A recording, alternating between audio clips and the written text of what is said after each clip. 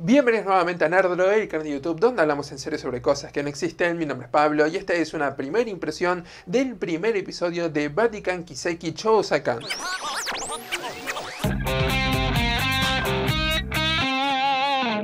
Esta serie tiene toda la emoción de ir a la iglesia un domingo por la mañana, lo cual significa en mi caso que es un festival de ronquidos que suenan en coro y que son culminados con un amén.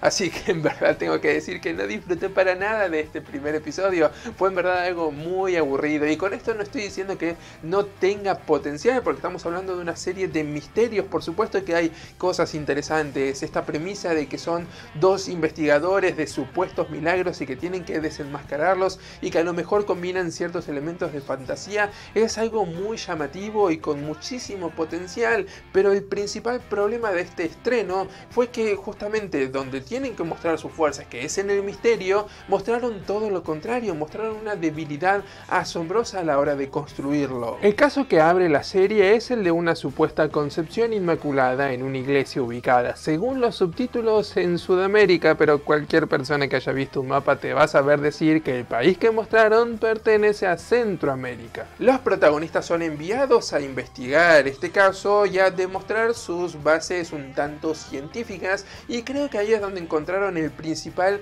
problema, o el primero de sus tantos problemas, es que abrieron el episodio, el capítulo comienza con una escena de fantasía básicamente, donde vemos a un personaje flotar, así que cuando eso ocurre, tratar de demostrar la solidez científica detrás de esto no funciona, y más cuando esa solidez científica está relegada a un par de estudios nada más que ni siquiera tienen un gran interés, es decir, no vemos un desarrollo, no vemos una explicación, no vemos un proceso deductivo, no sentimos nada de lo que un policial o una serie de misterios tendría que transmitirnos. Así que por una parte no nos vemos totalmente convencidos de que esta concepción milagrosa no podría haber ocurrido, porque evidentemente hay elementos fantásticos en esta serie que podrían hacer de esto algo creíble y algo posible. Y si tampoco nos ayuda la investigación en sí, el proceso, y encima presentan a un montón de personajes de los cuales no sabemos básicamente nada más que los nombres,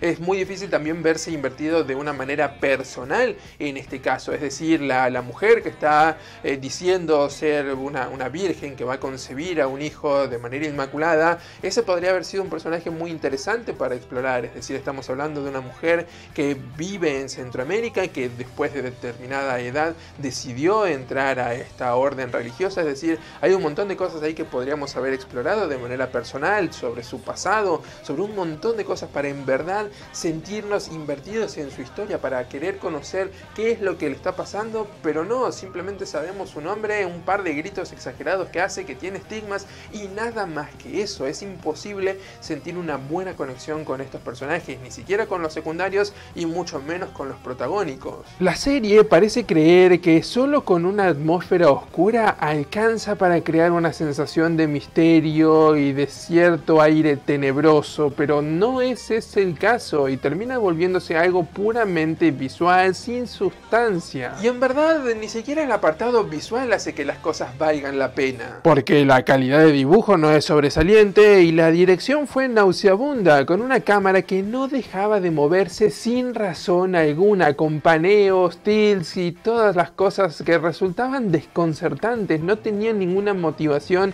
y parecía que estaban solamente ahí para hacer más interesantes una imagen que desde lo exclusivamente visual era aburrida. Además, los personajes no tienen química entre sí, es decir, estos dos protagonistas se la pasan hablando durante todo el episodio y aún así no siento ninguna conexión ni posibilidad de verme conectado con lo que le está sucediendo. Son muy aburridos, son bastante planos, no me convence tampoco la historia de que uno tiene a un hermano enfermo, hospitalizado, es decir, eso es algo sumamente básico y cliché, así que en verdad hay muy pocas cosas que me entusiasman para seguir viendo esta serie. Aún así lo voy a hacer porque quiero ver en qué resulta este caso, quiero ver hacia dónde van con el apartado fantasioso, que es a lo mejor lo único que podría llegar a darle cierta complejidad de interés a la historia, pero mucho más de eso no puedo destacar de un capítulo que fue decepcionantemente aburrido. Pero bueno, como siempre les digo, eso no es nada más que mi opinión. ¿Ustedes qué me dicen? ¿Ya vieron el primer episodio de Batenkan Kiseki Chousakan? hagan qué les pareció. Cualquiera sea su comentario, déjenlo